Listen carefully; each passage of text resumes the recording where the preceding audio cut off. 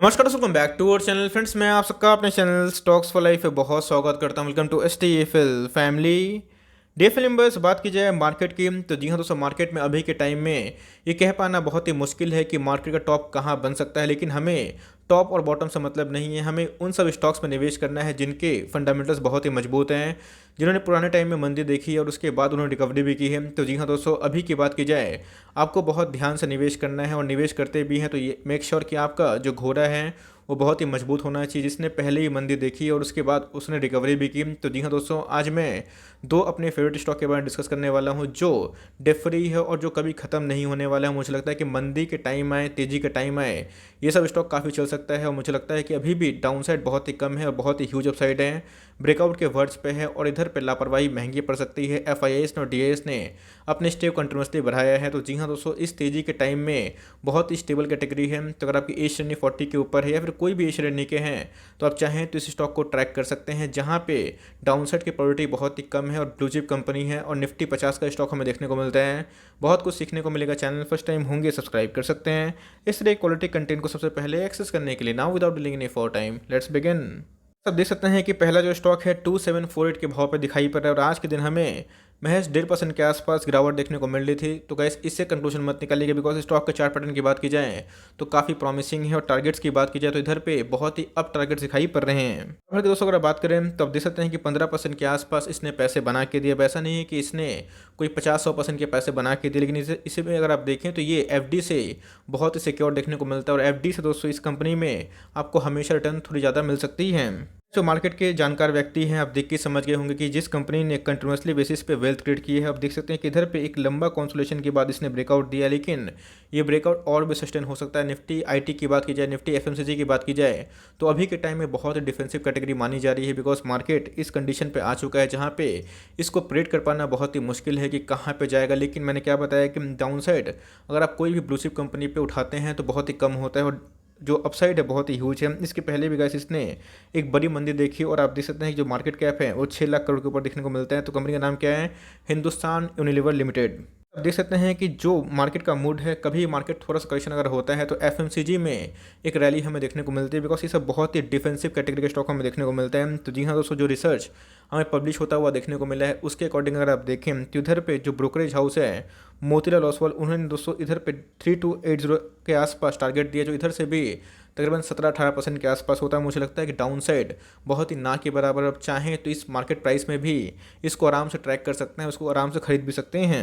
अब देख सकते हैं कि इधर पे आज के दिन भी हमें अच्छा कारोबार देखने को मिल रहा है। तो जी हाँ, निफ्टी 50 का स्टॉक देखने को मिलता है और इसने 21 सितंबर को अपना ऑल टाइम हाई लगाया था। उसके बाद थोड़ी सी करेक्शन हमें देखने को मिली, लेकिन एक बार ये करेक्शन 2800 के बाद जाएगा। तो जी हाँ दोस्तों, एक बहुत ही बड़ी रैली आपको देखने को मिल सकती है। आपको अच्छे से याद होगा 2300 का जब भाव पे था, मैंने आपको उस समय ही 2800 का भाव बताया था और आप देख सकते हैं कि इसने उस टारगेट को हिट किया और मुझे पक्का यकीन है कि अगर आप इसको होल्ड करते हैं कम से कम 3-6 महीना तो कैसे 3000 के लेवल को तोड़ेगा और एक नया हाई लगाता हुआ देखने को मिल सकता है। कंपनी का अगर आप सेल्स ग्रोथ देखें वो पता है कि पर्सनल केयर की बात की जाए, FMCG की बात की जाए, ये कंपनी बहुत रिनाउंड ग्रुप को बिलोंग करती है और मार्केट में इसका काफ़ी अच्छा ब्रांड वैल्यू भी है। कंपनी के सेल्स की बात की जाए तो 3 साल में बढ़ते हुए दिखाई पड़ रहे हैं। प्रॉफिट की बात की जाए तो उसमें भी अच्छा खासा उछाल देखने को मिल रहा है।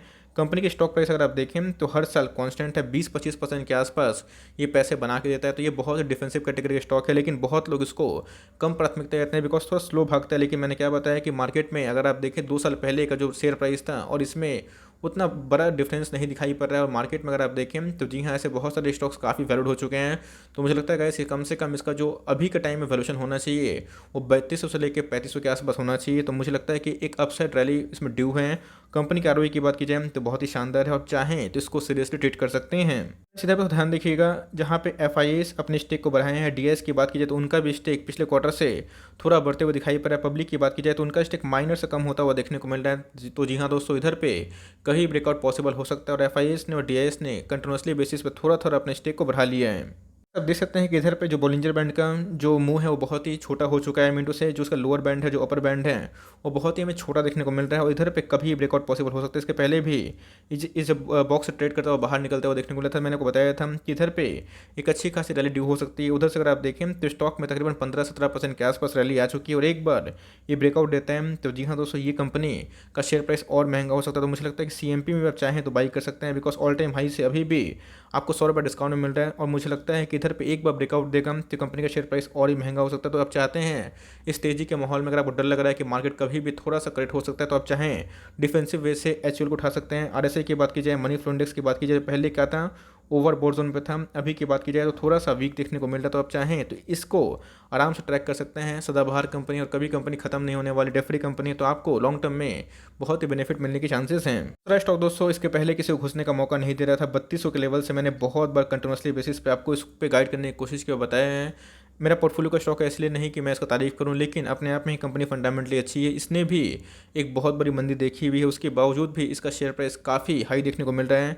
आज के भाव की बात की तो हमें 2% की गिरावट देखने को मिल रही थी। साल भर की बात की जाए तो आप देख सकते हैं कि 32% के आसपास पैसे बनाए हैं और ये सब ब्लू चिप कंपनी है। इसका ये मार्केट कैप 1 लाख करोड़ से ऊपर की हमें देखने को मिलती है और कंपनी एक फार्मा को बिलोंग करती है। कंपनी का नाम क्या है आप देख सकते हैं कि डिविस लैबोरेटरीज, और आप देख सकते हैं कि मल्टी बैगर क्या महा मल्टी बैगर हमें स्टॉक देखने को मिलता है। किसी को पता नहीं था कि इस स्टॉक में इतना खासा दम है, और आईपीओ जिनके अगर एक लॉट मिले होते तो भैया आज के टाइम में वो करोड़पति होते हैं ओवर द लास्ट 20 ईयर्स। तो जी हाँ, अगर आप देखें तो इसमें मंदी भी आई थी 2008 के टाइम में, लेकिन उसके बाद क्या शार्प रिकवरी हमें देखने को मिली। इसके बावजूद भी दोस्तों हमें एक कंटिन्यूसली ये तेज होता हुआ देखने को मिल रहा है। तो जी हाँ दोस्तों, इधर पे भी एक कंसोलिडेशन फेज जो अभी दिखा रहा है वही सेम फेज था और ये 3200 के भाव पे था। उसके बाद फिर से इसमें एक तेजी आई और स्टॉक ने 5000 का हिस्टोरिक मार्क फिर से पार कर लिया। कारोबार की बात की जाए तो आप देख सकते हैं कि बहुत डिफेंसिव कैटेगरी स्टॉक है, डेफरी कंपनी है। डाउनसाइड की बात की तो ना के बराबर है, लेकिन लॉन्ग टर्म में ये सब कंपनी अच्छे खासे पैसे बनाएंगे। 5271 का इसने भी सितंबर 1 को हाई बनाया था। उसके बाद आपको 100 पॉइंट करेक्शन देखने को मिल रहा है, तो उससे घबराए ना और धीरे धीरे चाहें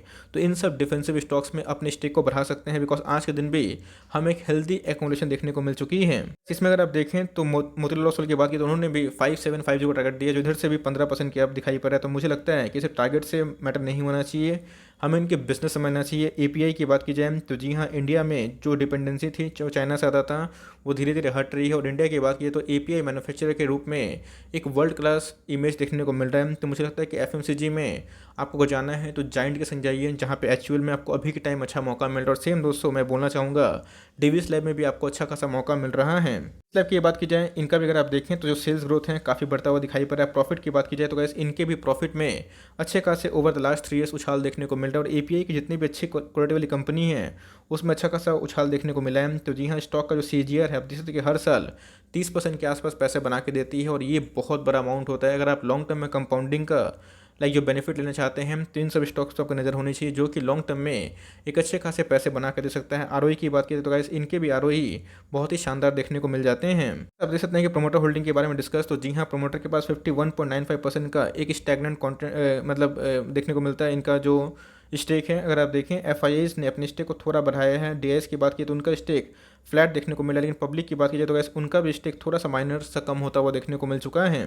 डिविस लैब की बात की जाए, इसके पहले लोग पूछ रहे थे कब खरीदना है, तो मुझे लगता है कि इधर पे आप चाहें तो सीएमपी में उठाना स्टार्ट कर सकते हैं। 5049 का लेवल मिलता है तो अच्छा खासा भाव हो सकता है। उसके बाद अगर इसे सस्टेन करता है तो जी हाँ दोस्तों, इसकी जो जर्नी है 5500 के भाव पे वो खुल सकती है। तो मुझे लगता है कि इस मार्केट की तेज़ी में अगर आपको डिफेंसिव स्टॉक में निवेश करना है तो इन सब स्टॉक में आपकी पकड़ होनी चाहिए। जो ग्राउंड है बहुत ही मजबूत है, जो कि अपने आप में शानदार बिजनेस मॉडल को होल्ड भी करते हैं।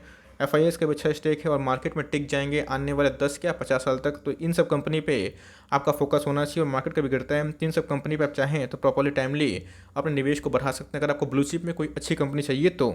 ये छोटी सी अपडेट थी जहाँ पे इस तेज़ी के माहौल में इन सब कंपनी पे आप चाहें तो घुसने का मौका मिल सकता है, वरना अगर फिर से ब्रेकआउट देता है तो एक फिर से रैली कर सकती है। तो आई होप मेरा एफर्ट आपको अच्छा लगा। वीडियो अच्छी लगी तो एक लाइक कर दीजिएगा, और चैनल फर्स्ट टाइम होंगे तो यहाँ से सब्सक्राइब करना भूलिएगा। फर्दर कोई डाउट उसको ड्रॉप कर सकते हैं, और कुछ और रिव्यू चाहिए उसका नाम भी ड्रॉप करना भूलिएगा। I would love to make a video on your demand. Guys मिलते हैं जल्दी ही, तब तक के लिए bye. Thanks for listening friends, God bless you all.